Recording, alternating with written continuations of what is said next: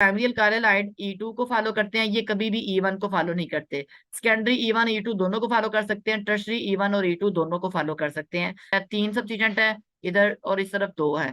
ठीक है, तो जिस तरफ सब्स्टिट्यूएंट कम है वो बन रही है, क्यों? क्योंकि बड़ी बेस का इस हाइड्रोजन पे अटैक आसान था, बाहर वाले पे, अंदर वाले पे अटैक थोड़ा क्या था, मुश्किल था।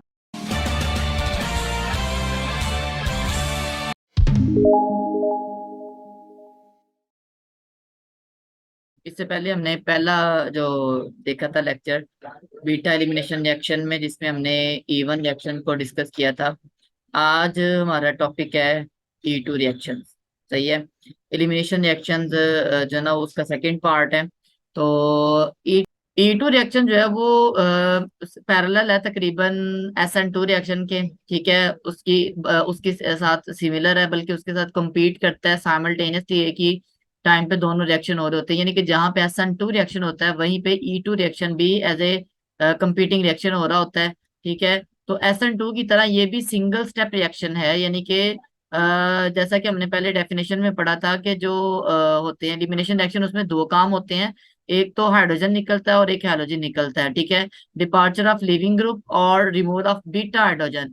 इसमें पहले वाले में हमने ये पढ़ा था कि दोनों काम अलग अलग स्टेप में होते हैं। यहाँ पे तो SN1 में ये दोनों काम जो थे अलग अलग स्टेप में होते थे। यहाँ पे ये दोनों जो काम है, डिपार्चर ऑफ लिविंग ग्रुप और रिमूवल ऑफ बीटा हाइड्रोजन, एक एक ही वक्त में होते हैं। यानी कि एक ही वक्त में एक बेस जिस वक्त एक प्रोटॉन के ऊपर अटैक कर रहा होता है, उसी वक्त जो है ना वो जो लिविंग ग्रुप है वो लीव हो रहा होता है, और उसका ये वाला बॉन्ड जो है वो इस तरफ शिफ्ट हो रहा होता है। तो ये सारा जो काम है, यानी कि इस वाले बॉन्ड का बनना, ठीक है, इस वाले बॉन्ड का शिफ्ट होना और इस वाले बॉन्ड का जो है ना वो ब्रेक होना, ये साइमल्टेनियसली होता है। सही है, और जाहिर है प्रोडक्ट तो वही बनेगी जो एलिमिनेशन रिएक्शन में बनती है, एक अल्कीन बनेगी, साथ में हाइड्रोजन बेस के साथ चला जाएगा और एक लिविंग ग्रुप यहाँ पे रिमूव होगा। ठीक है, तो ये E2 रिएक्शन है, ये सिंगल स्टेप रिएक्शन है। ठीक है, क्योंकि ये दोनों काम एक ही स्टेप में होते हैं। अब E2 रिएक्शन के लिए एक कंडीशन ये है कि ये आमतौर पे तब होते हैं जब बीटा हाइड्रोजन और लिविंग ग्रुप एंटी पेरीप्लेनर होंगे एक दूसरे के। ये एंटी पेरीप्लेनर क्या चीज है? एंटी पेरीप्लेनर होता है कि दो बॉन्ड अगर उनको एंटी पेरीप्लेनर कहते हैं कि अगर वो एक दूसरे के एंटी पैरेलल हो। ठीक है, उस प्लेन में जिसको यानी कि उन दोनों की प्लेन एक दूसरे के पैरेलल है, लेकिन उनकी जो डायरेक्शन है वो एक दूसरे के इनवर्स है। इसको आसान तरीके से हम समझते हैं कि डाई हेड्रल एंगल 180 होना चाहिए। डाई हेड्रल एंगल क्या होता है? डाई हेड्रल एंगल होता है दो बॉन्ड्स की प्लेन के दरमियान जो एंगल है, उसको डाई हेड्रल एंगल कहते हैं। मिसाल के तौर पर नीचे वाली जो डायग्राम है, इसमें मैं आपको जो ना वो यहाँ पे बनाता हूँ कि ये वाला जो बॉन्ड है, हाइड्रोजन वाला बॉन्ड, ये फर्ज करें इसकी प्लेन है, ये वाली जिसको मैंने ये डॉटेड लाइन से ड्रॉ किया है, ये इस बॉन्ड की प्लेन है। जो हाइड्रोजन वाला रेड बॉन्ड है, ये वाला बॉन्ड वन इसको मैं कह देता हूँ। ठीक है, इसी तरह दूसरा बॉन्ड बॉन्ड टू है। बॉन्ड टू की प्लेन जो है ना उसको मैं ग्रीन से बना देता हूँ। ठीक है, बॉन्ड टू की जो प्लेन है उसको हम बना लेते हैं कुछ इस तरह से यहाँ पे, कि ये बॉन्ड टू की प्लेन है। सही है ना? अब यहाँ पे आपको नजर आ रहा है कि ये दोनों प्लेन, रेड वाली प्लेन और ग्रीन वाली प्लेन, एक दूसरे के पैरेलल तो है, लेकिन इनके दरमियान आपस में एंगल कितना है? 180 का। ठीक है, तो दो बॉन्ड्स की प्लेन के दरमियान जो एंगल होता है उसको हम कहते हैं डाई हेड्रल एंगल। इसको समझने के लिए एक और मैं आपको 3D स्ट्रक्चर दिखाता हूँ, 3D डायग्राम। ये जो आपके पास एक स्ट्रक्चर नजर आ रहा है ये स्क्रीन के ऊपर, इसमें ये वाला जो कंपाउंड है, इसमें हम दो प्लेन्स ले लेते हैं बॉन्ड की। मसलन एक ये जो बॉन्ड है बिटवीन ए ए का ये जो बॉन्ड है, इसकी जो प्लेन है वो ये है। ठीक है, ये इस बॉन्ड की प्लेन है। सही है, इसको हम इस तरह से देख लेते हैं, ये इस बॉन्ड की प्लेन है। तो ये इस बॉन्ड की प्लेन है जिसको मैंने शेडिंग कर दी है रेड। इसी तरह दूसरा बॉन्ड हम देखते हैं जो ये बी वाला बॉन्ड जो है, इसकी हम शेडिंग कर देते हैं ग्रीन के साथ। ठीक है, तो ये दो बॉन्ड्स की प्लेन हो गई। ठीक है, यहाँ पे ये इसकी शेडिंग ऐसे कर देते हैं। ठीक है, तो इन दो प्लेन्स के दरमियान आपको नजर आ रहा है कि यहाँ पे जो एंगल बन रहा है वो 90 का बन रहा है। तो ये जो दो बॉन्ड्स की प्लेन के दरमियान एंगल होता है, इसको हम कहते हैं dihedral angle, the angle between the planes of two bond. ठीक है, उसको डाईहेड्रल एंगल कहते हैं। तो डाईहेड्रल एंगल जब 180 का होता है ना, तो उस वक्त हम कहते हैं कि दो ग्रुप जो है वो एक दूसरे के एंटी पेरी प्लेनर होंगे। तो आमतौर पे जो हमारे पास इवन रिएक्शन होता है उसमें बीटा हाइड्रोजन वो वाला रिमूव होता है जो कि एंटी पेरी प्लेनर होगा लिविंग ग्रुप के। ठीक है, ऑपोजिट साइड पे होगा। ठीक है, या हम इसको आसानी के लिए ये भी कह सकते हैं कि ये ट्रांस होगा। सिस ट्रांस को आप आसानी से समझ सकते हैं कि लेट्स सपोज यहाँ पे सिस ट्रांस वाला कॉन्सेप्ट तो अप्लाई नहीं होता, लेकिन फर्ज करें अगर ये फिक्स्ड बॉन्ड हो तो ये वाला हाइड्रोजन और ये वाला लिविंग ग्रुप एक दूसरे के ऑपोजिट डायरेक्शन में है, इसको हम ट्रांस बोलते हैं। तो ये एंटी पेरिप्लेनर है। तो आमतौर पर E2 रिएक्शन में हाइड्रोजन, बीटा हाइड्रोजन और लिविंग ग्रुप एक दूसरे के एंटी पेरिप्लेनर होते हैं। ठीक है, अब इसमें जैसे SN2 रिएक्शन में थी काइनेटिक्स, इसकी भी वही होती है। मॉलिक्यूलरिटी इसकी 2 होती है क्योंकि हमने देखा है कि इसमें 2 मॉलिक्यूल पार्टिसिपेट कर रहे हैं। यहाँ पे देखें, एक ही स्टेप में 2 मॉलिक्यूल पार्टिसिपेट कर रहे हैं। बेस का मॉलिक्यूल पार्टिसिपेट कर रहा है और ये सबस्ट्रेट का मॉलिक्यूल पार्टिसिपेट कर रहा है। तो 2 मॉलिक्यूल रेट डिटर्मिनिंग स्टेप में पार्टिसिपेट करते हैं तो उसकी मॉलिक्यूलरिटी 2 होगी। मॉलिक्यूलरिटी होती है number of molecules taking part in rate determining step. तो उसके बाद इसकी मॉलिक्यूलरिटी के बाद जाहिर है order of reaction. Order of reaction होता है number of reactants whose concentration affect the rate of reaction. वो रिएक्टेंट्स की तादाद जिनकी कंसंट्रेशन रिएक्शन के रेट को अफेक्ट करती है। तो इस रिएक्शन का रेट 2 चीजों पे डिपेंड कर रहा है। ठीक है, कंसंट्रेशन ऑफ सबस्ट्रेट पे भी डिपेंड कर रहा है, कंसंट्रेशन ऑफ बेस पे भी डिपेंड कर रहा है। तो इसका रेट लॉ हम लिखेंगे। रेट लॉ वो इक्वेशन होती है जो रेट ऑफ रिएक्शन को जो ना वो रिलेट करती है कंसंट्रेशन के साथ। यहाँ पे के रेट कांस्टेंट होता है। तो रेट लॉ में जो कंसंट्रेशन की टर्म्स हैं उनकी जो होते हैं पावर्स होती हैं, ये 1 है, इसकी पावर 1 है। ठीक है, इसकी इन पावर्स का जो सम होता है वो ऑर्डर ऑफ रिएक्शन होता है। तो यहाँ पे ऑर्डर ऑफ रिएक्शन क्या होगा जी, 2 होगा। तो ये सेकंड ऑर्डर रिएक्शन है। ठीक है, तो मॉलिक्यूलरिटी इसकी 2 है, ऑर्डर भी 2 है। ठीक है, और इसकी रेट इक्वेशन ये हमने देख ली। उसके बाद हम देखते हैं एक फीचर होता है जो इसके अंदर होता है, इवन के अंदर नहीं होता, काइनेटिक्स के से related. Kinetics mean rate of reaction से रिलेटेड। रेट ऑफ रिएक्शन से रिलेटेड है काइनेटिक आइसोटोपिक इफेक्ट। सही है ना। आइसोटोपिक इफेक्ट ये है कि आइसोटोप क्या होते हैं आपको पता है। आइसोटोप ऐसी स्पीशीज होती हैं जिनका जो ना वो एटॉमिक नंबर सेम होता है लेकिन molecular sorry mass number different होता है। मसलन हाइड्रोजन के हमने पढ़ा हुआ 3 आइसोटोप है, हाइड्रोजन 1 वाला, 2 वाला और हाइड्रोजन 3 वाला। ठीक है, यानी तीनों का एटॉमिक नंबर 1 होता है लेकिन तीनों के मैस नंबर डिफरेंट होते हैं। वो होते हैं due to different number of neutron. इसके अंदर एक प्रोटॉन, इसके अंदर भी एक प्रोटॉन, इसके अंदर भी एक प्रोटॉन। ठीक है, प्रोटॉन एक एक ही होता है लेकिन इसमें एक इसमें कोई न्यूट्रॉन नहीं होता। ठीक है, इसमें 0 न्यूट्रॉन होते हैं। इसके अंदर एक न्यूट्रॉन होता है और इसके अंदर 2 न्यूट्रॉन होते हैं। ठीक है, इनके नाम हमने पढ़े हुए हैं कि प्रोटियम, ड्यूटियम और ट्रीटियम भी हैं। तो ये ना इसको हम कहते हैं जी ये प्रोटियम है। ठीक है, ये जो है ये ड्यूट्रियम है और ये ट्रीटियम है। ठीक है, तो इनको आइसोटोप्स कहते हैं। तो हमने ये ऑब्जर्व करते हैं कि E2 रिएक्शन का रेट डिफरेंट हो जाता है अगर आइसोटोप्स कोई और हो। मतलब आप देखें ना, हाइड्रोजन अगर 1 वाला होगा तो उसका रेट कुछ और होगा, 2 वाला होगा तो रेट कुछ और होगा।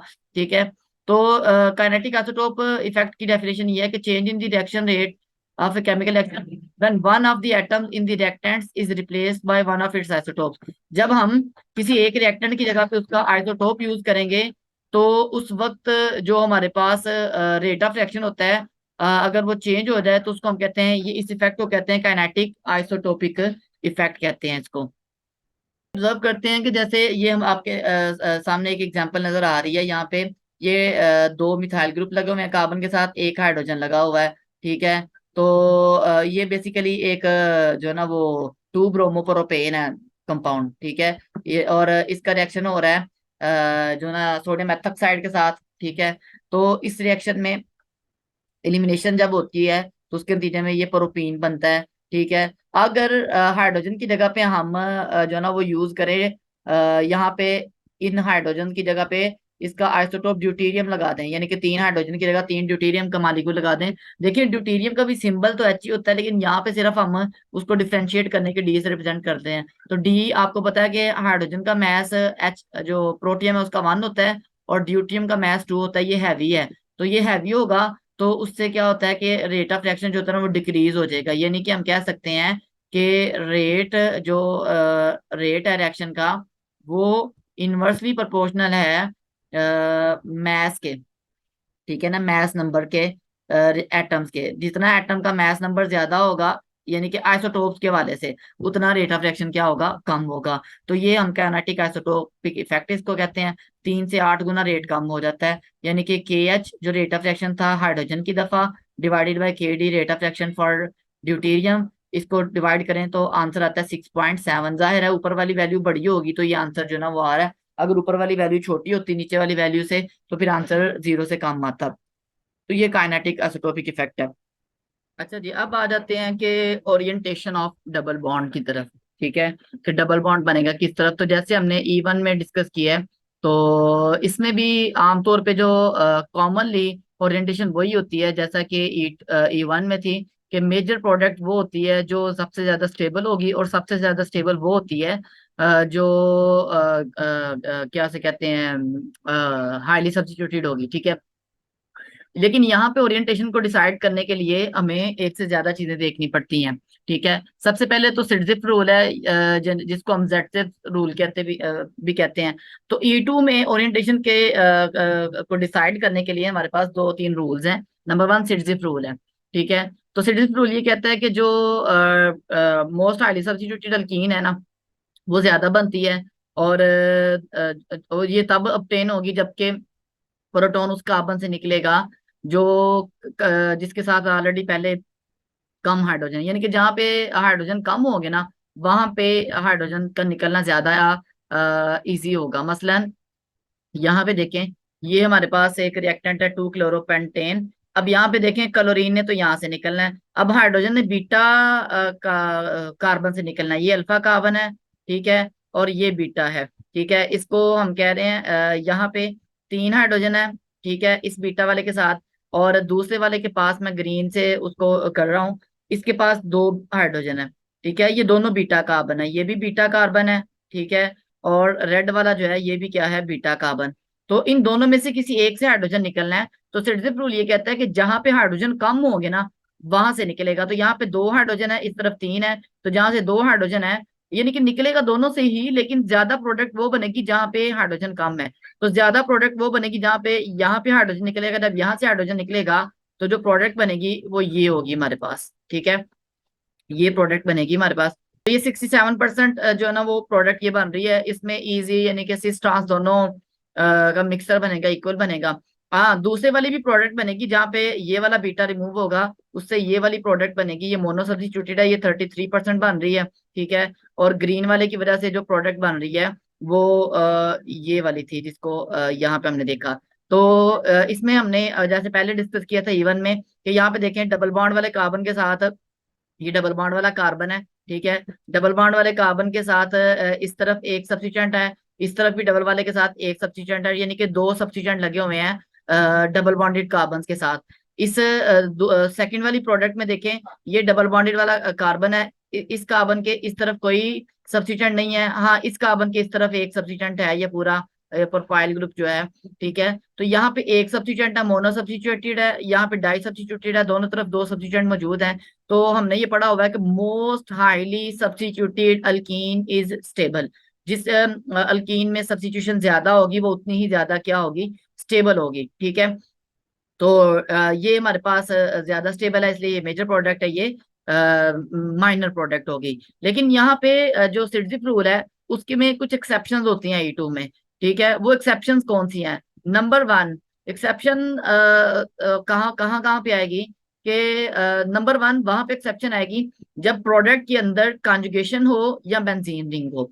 कॉन्जुगेशन और बेंजीन रिंग, कॉन्जुगेशन क्या होती है, ये अगर एक डबल बॉन्ड है, ठीक है, और एक ये सिंगल बॉन्ड है, और इससे आगे डबल बॉन्ड, इसको कॉन्जुगेशन कहते हैं। ठीक है, तो जो कॉन्जुगेटेड स्ट्रक्चर होता है ना वो ज्यादा स्टेबल होता है बनिस्बत उस स्ट्रक्चर के जो कॉन्जुगेटेड नहीं होता। ठीक है, तो ये यहाँ पे लेट्स सपोज अगर हमारे पास ये एक मालिक्यूल है, ये कॉन्जुगेटेड है, इसमें 2 डबल बॉन्ड कॉन्जुगेटेड है। इसके मुकाबले में दूसरा मालिक्यूल है जिसमें ये C डबल बॉन्ड C यहाँ पे है। ठीक है, C, फिर C, ठीक है, C, और यहाँ पे डबल बॉन्ड है। ठीक है, तो इन दोनों में ये जो ऊपर वाली है ये कॉन्जुगेटेड है, इसमें डबल बॉन्ड, और नीचे वाली में डबल बॉन्ड कॉन्जुगेटेड नहीं है। तो जहां पे डबल बॉन्ड कॉन्जुगेटेड नहीं होता वो कम स्टेबल होती है, जहां पे कॉन्जुगेटेड है वो ज्यादा स्टेबल है। कॉन्जुगेटेड होता है कि डबल बॉन्ड फिर एक सिंगल बॉन्ड फिर एक डबल बॉन्ड, इसको कॉन्जुगेशन कहते हैं। तो कॉन्जुगेटेड प्रोडक्ट ज्यादा स्टेबल होती है। तो हमने शुरू में पढ़ा है कि जो ज्यादा स्टेबल प्रोडक्ट है वो ज्यादा बनती है। ठीक है।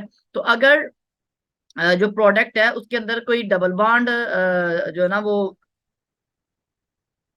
अच्छा, डबल बॉन्ड है पहले से ही और उसके अंदर बेंजीन रिंग भी है, ठीक है, तो फिर हम सिरजिफ रूल को अप्लाई नहीं करते प्रोडक्ट को प्रोडिक्ट करने के लिए। इस सिचुएशन में हम देखते हैं कि कॉन्जुगेटेड अगर जहां पे प्रोडक्ट बन रही है ना वो ज्यादा स्टेबल होगी और वो ज्यादा बनेगी। मिसाल के तौर पर ये पहली मिसाल देखें, इसमें क्लोरीन यहाँ पे लगा हुआ है, ठीक है। अब क्लोरीन यहाँ पे है तो एक बीटा कार्बन यहाँ पे है, ठीक है, जिसको मैं रेड से शो कर रहा हूँ। दूसरा बीटा कार्बन जो है वो ये है, ये वाला, ठीक है, इसको मैं ग्रीन से शो कर रहा हूँ, ठीक है। अच्छा, अब अगर रेड से रिमूव होता है ना ग्रीन से बीटा हाइड्रोजन, ठीक है, तो जो प्रोडक्ट बनेगी ना वो ये वाली बनेगी, ठीक है। और अगर रेड से जो ना वो हाइड्रोजन रिमूव होगा तो प्रोडक्ट बनेगी ये वाली, सही है। अब यहाँ पे देखना ये है कि कौन सी प्रोडक्ट ज्यादा स्टेबल है, सही है। अच्छा, अब उसमें देखें यहाँ पे एक डबल बॉन्ड है ये वाला, और इस प्रोडक्ट में यहाँ पे भी क्या है, एक डबल बॉन्ड, ठीक है। और इन दोनों कार्बन के दरमियान एक सिंगल बॉन्ड है, यानी कि ये कॉन्जुगेटेड स्ट्रक्चर है, सही है। तो कॉन्जुगेटेड स्ट्रक्चर है। अच्छा, इस जो ग्रीन वाला है इसमें देखें, इसमें यहाँ पे एक डबल बॉन्ड है, ठीक है, एक यहाँ पे डबल बॉन्ड है, और इसके इनके दरमियान दो सिंगल बॉन्ड है, ठीक है। तो ये कॉन्जुगेटेड नहीं है। हाँ, ग्रीन वाले में एक प्रॉपर्टी जरूर है कि डबल बॉन्ड हाईली सब्स्टिट्यूटेड है। ये एक सब्स्टिट्यूएंट, दो सब्स्टिट्यूएंट, ठीक है, और तीसरा ये सब्स्टिट्यूएंट, ठीक है। इस वाले में डबल बॉन्ड के साथ सिर्फ दो सब्स्टिट्यूएंट अटैच है, एक इधर है और एक इधर है। तो जो रेड वाला है उसके सब्स्टिट्यूएंट्स की तादाद तो जो ना वो ज्यादा है, सॉरी कम है। ग्रीन वाले के सब्स्टिट्यूएंट की तादाद ज्यादा है, लेकिन फिर भी रेड वाला ज्यादा स्टेबल है, क्योंकि रेड वाला जो होता है वो कॉन्जुगेटेड डाईइन है। डाईइन कहते हैं जिसमें दो डबल बॉन्ड हो, कॉन्जुगेटेड मीन जिसमें कॉन्जुगेशन है। और इसमें आइसोलेटेड डाईइन है, दो डबल बॉन्ड है लेकिन आइसोलेटेड है, उनमें कॉन्जुगेशन नहीं है। तो कॉन्जुगेटेड प्रोडक्ट ज्यादा स्टेबल होती है, इस वजह से ये मेजर प्रोडक्ट होगी और ग्रीन वाली क्या होगी, माइनर प्रोडक्ट होगी। इसका मतलब ये हुआ कि जहाँ पे कॉन्जुगेशन आ जाए वहां पे हाईली सब्स्टिट्यूटेड अल्कीन स्टेबल नहीं होती, बल्कि उसकी निस्बत कॉन्जुगेटेड अल्कीन ज्यादा स्टेबल होती है, इसलिए वो ज्यादा बनती है, ठीक है। उसके बाद नीचे वाली एग्जांपल देख लें। नीचे वाली एग्जांपल में यहाँ पे ये ब्रोमीन है, अल्फा कार्बन पे लगा हुआ, और बीटा कार्बन कौन सा है, एक ये है, ठीक है, और एक बीटा कार्बन जी ये वाला, ठीक है। इसको हम ग्रीन से देख लेते हैं, ठीक है, ये बीटा कार्बन।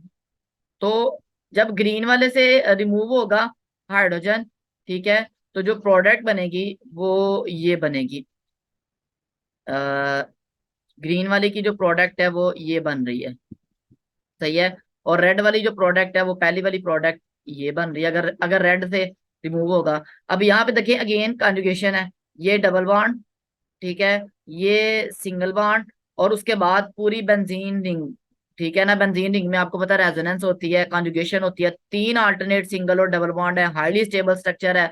तो इसकी कॉन्जुगेशन बेंजीन रिंग के साथ हो रही है, और बेंजीन रिंग के साथ जिसकी कॉन्जुगेशन हो उसकी स्टेबिलिटी बहुत ज्यादा बढ़ जाती है।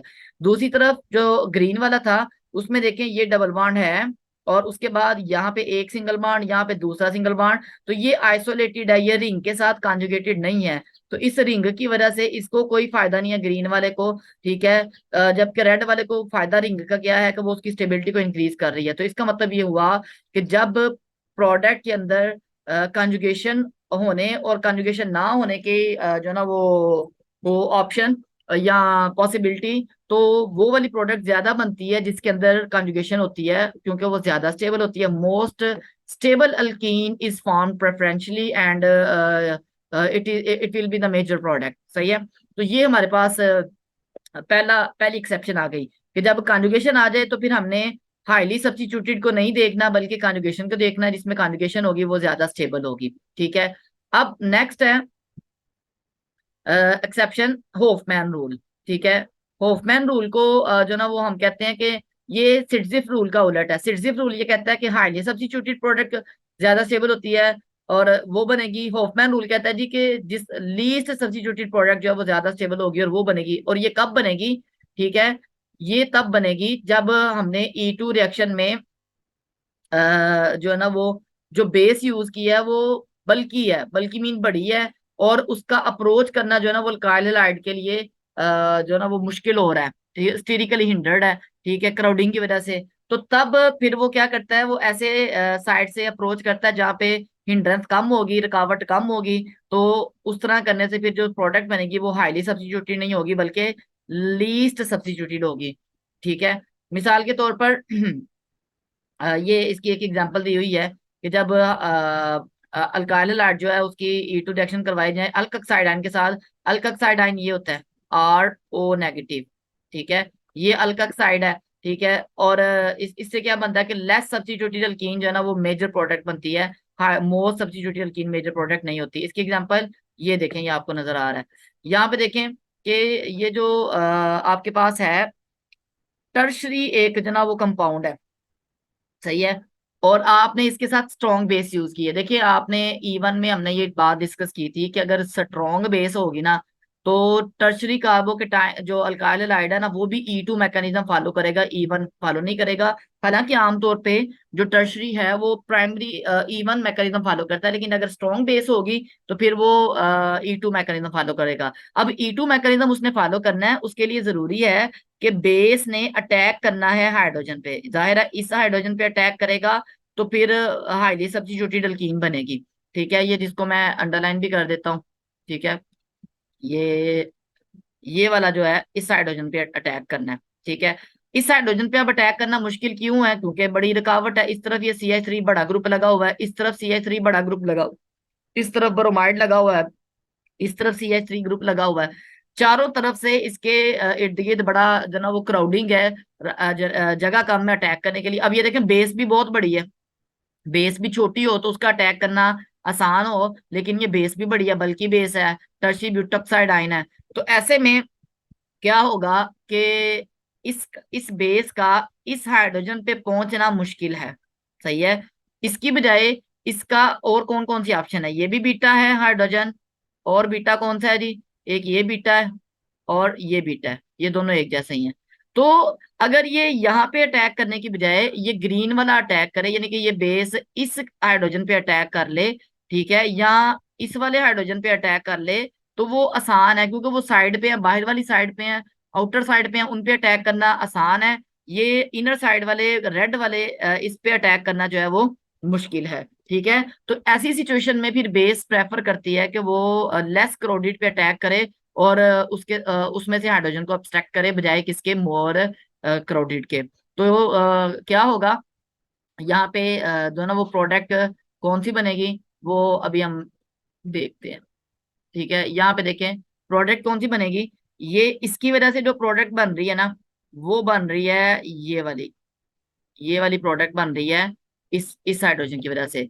जो बाकी दो हैं ये एक जैसे ही हैं, इनकी वजह से जो प्रोडक्ट बनेगी वो ये वाली बनेगी।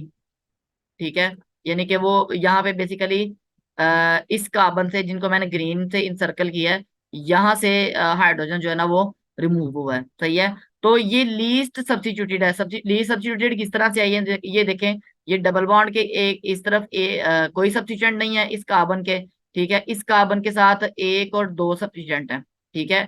जबकि रेड वाली प्रोडक्ट में ये डबल बॉन्डेड कार्बन, इस तरफ भी दो सब्स्टिट्यूएंट है और इस तरफ एक सब्स्टिट्यूएंट है, तीन सब्स्टिट्यूएंट है इधर, और इस तरफ दो है। ठीक है, तो जिस तरफ सब्स्टिट्यूएंट कम है वो बन रही है, क्यों? क्योंकि बड़ी बेस का इस हाइड्रोजन पे अटैक आसान था, बाहर वाले पे, अंदर वाले पे अटैक थोड़ा क्या था, मुश्किल था। ठीक है, अब नेक्स्ट इसकी जो ना वो एक और एग्जांपल यहाँ पे भी आपको नजर आ रही है। ये एक टेबल नजर आ रहा है, इसमें हम देख रहे हैं इफेक्ट ऑफ बल्की बेस।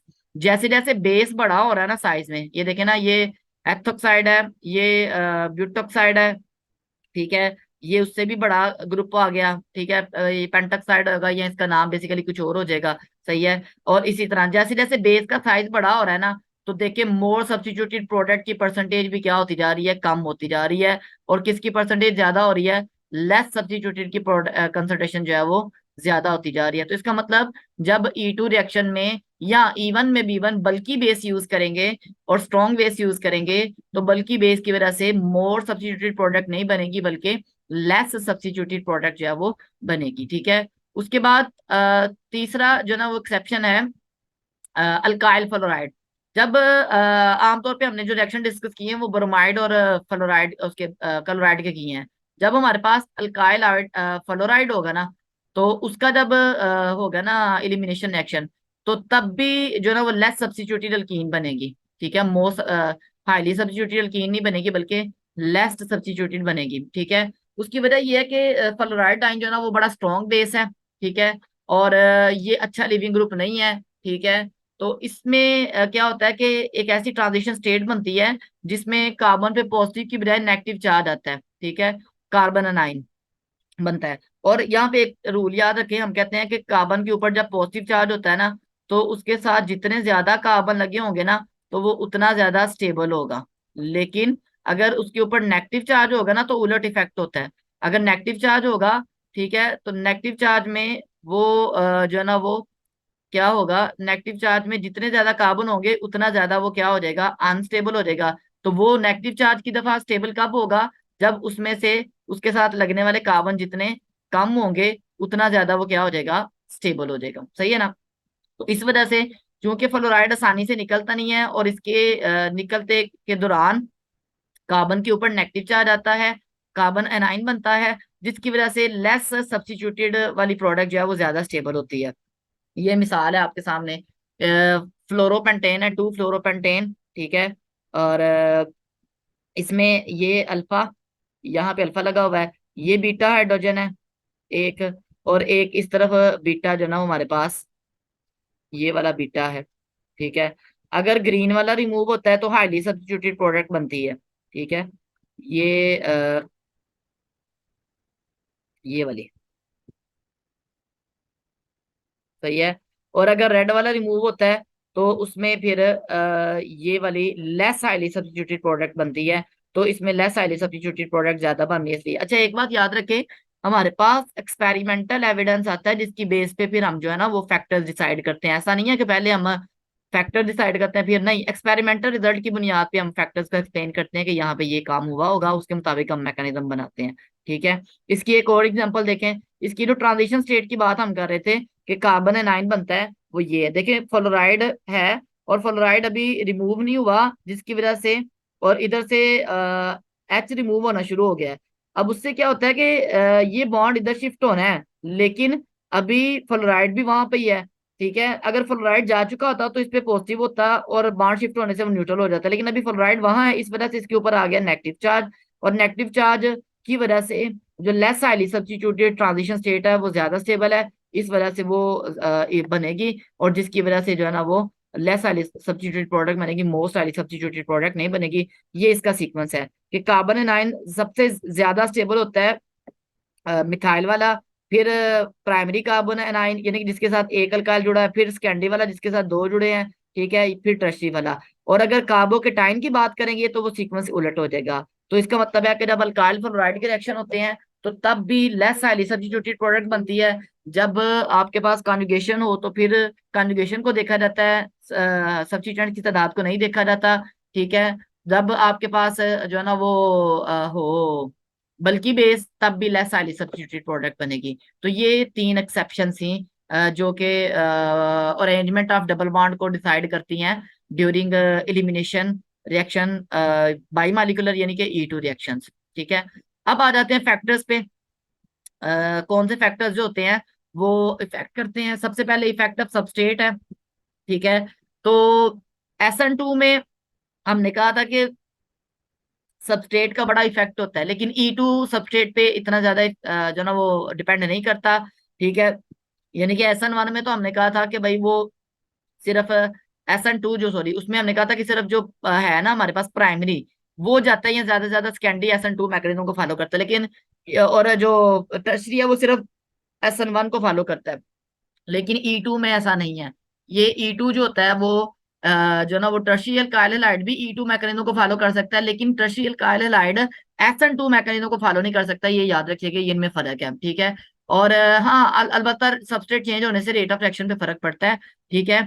सबसे ज्यादा रिएक्टिव है primary alkyl halide for E2। ठीक है, E2 के लिए हम देख रहे हैं। सही है। और E2 के लिए सबसे कम है टर्शियल कार्यलाइड। ठीक है, अगेन मैं रिपीट कर रहा हूं कि टर्शियल कार्यलाइड E2 मैकेनिज्म को फॉलो कर सकता है अगर स्ट्रॉन्ग बेस यूज करें, लेकिन वो कभी भी SN2 को फॉलो नहीं करता। ये एक डिफरेंस है। तो सबस्ट्रेट का के हवाले से डिफरेंस है SN2 के दरमियान भी और E2 के दरमियान भी, और E1 और E2 के दरमियान भी। ठीक है, तो अगर हम एलिमिनेशन रिएक्शन की सबस्ट्रेट के एतबार से समरी देखें तो आपको एक टेबल नजर आ रहा है कि प्राइमरी अल्काइल हाइड E2 को फॉलो करते हैं, ये कभी भी E1 को फॉलो नहीं करते। सेकेंडरी E1 E2 दोनों को फॉलो कर सकते हैं, टर्शरी E1 और E2 दोनों को फॉलो कर सकते हैं। जबकि SN1 में ऐसा नहीं था। SN1 ये टर्शरी जो होते हैं वो सिर्फ SN1 को फॉलो करते हैं, प्राइमरी सिर्फ SN2 को फॉलो करते हैं। ठीक है, और ये जो दोनों है ये SN1 SN2 को फॉलो करते हैं। ये उसके लिए आप SN1 SN2 के रिएक्शन जो लेक्चर है डिटेल में वो देखें, उससे आपको बड़ा फायदा होगा। अब उसके बाद दूसरा फैक्टर जो है वो इफेक्ट ऑफ सॉल्वेंट है या बेस। तो अभी हमने एक इफेक्ट पढ़ा भी है। ठीक है, तो अगर आप हाई कंसंट्रेशन यूज करेंगे या स्ट्रॉन्ग बेस यूज करेंगे तो E2 होता है। अगर वी ठीक है, और ए प्रोटिक पोलर सॉल्वेंट होगा। अच्छा, ए प्रोटिक पोलर सॉल्वेंट क्या है? पोलर सॉल्वेंट है लेकिन उसमें हाइड्रोजन ही होगा। मिसाल के तौर पर देखें ना, पानी एक पोलर सॉल्वेंट है H2O, लेकिन इसके अंदर हाइड्रोजन है। ठीक है, इसी तरह HCl एक पोलर सॉल्वेंट हो सकता है लेकिन इसके अंदर H है। ठीक है, तो ये हमारे पास डाइमिथाइल सल्फोक्साइम और डाइमिथाइल फ्लोराइड वगैरह है। ये पोलर सॉल्वेंट है लेकिन इनके अंदर जो है वो नहीं है, हाइड्रोजन नहीं होता। ठीक है। अच्छा, और E2 रिएक्शन को फेवर करता है स्ट्रॉन्ग बेस और aprotic polar solvent, aprotic polar solvent. और E1 रिएक्शन होता है वीक बेस के साथ और प्रोटिक पोलर सॉल्वेंट जैसा कि ROH अल्कोहल वगैरह। तो ये E1 और E2 का भी फर्क है, और इफेक्ट ऑफ सॉल्वेंट भी यहाँ से हम इसको देख सकते हैं। ठीक है, उसके बाद आ जाता है जी लास्ट पे इफेक्ट ऑफ लिविंग ग्रुप। जाहिर है अगर लिविंग ग्रुप अच्छा होगा वो पहले ही चला जाएगा आसानी से, तो फिर E1 रिएक्शन होगा, मैकेनिज्म होगा। और अगर पुअर लिविंग ग्रुप है तो उसको E2 मैकेनिज्म फॉलो करना पड़ेगा, क्योंकि ये अल्काइल हैलाइड के साथ हैलोजन अल्काइल हैलाइड में जो मौजूद है ये जाएगा, तो फिर रिएक्शन होगा। तो ये जितनी आसानी से चला जाएगा तो उस पर डिपेंड करेगा कि ई मैकेनिज्म E1 होगा या E2 होगा। तो ये लिविंग ग्रुप है। जैसे हमने फ्लोराइड की बात की, फ्लोराइड जो होता है वो पुअर लिविंग ग्रुप है, तो इस वजह से वो फ्लोराइड E2 मैकेनिज्म फॉलो करेगा, वो E1 मैकेनिज्म फॉलो नहीं करेगा। ठीक है, तो ये इसके जो ना वो फैक्टर्स थे। और ये टॉपिक जो है ना वो कंप्लीट हो गया है। मजीद इसके लिए कुछ बुक्स हैं ये जहाँ से हम इन टॉपिक्स को अच्छा सा समझ सकते हैं। या पॉला यर्किन्स ब्रूस की बुक है ये, मैंने एक वीडियो भी ऑर्गेनिक बुक्स पे की हुई है, उसमें भी है। क्लैडन की है, फ्रांसिस से कैरे की है, ठीक है, सोलोमोन की है, और ये वेद की बुक है। ये बड़ी अच्छी बुक्स हैं। तो मजीद आपको इस हवाले से कोई क्वेश्चन हो तो आप पूछ सकते हैं। ओके जी, अल्लाह हाफिज।